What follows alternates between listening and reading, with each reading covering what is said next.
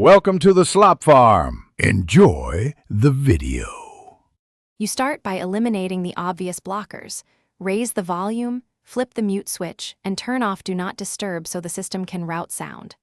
Once done, unplug any headphones and disable Bluetooth to force the speaker path. Then restart the phone. This clears temporary audio locks and reloads drivers. I want you to do these actions now because they resolve most issues quickly. If sound returns, you're done. If not, keep going into deeper checks to find the persistent cause. Now you diagnose where the problem lies.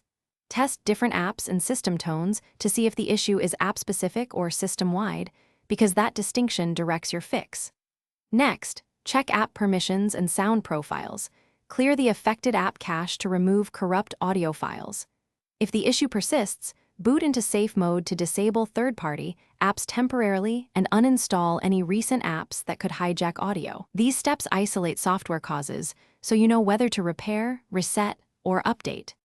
Finish by updating the OS and any audio-related firmware because updates often patch driver bugs.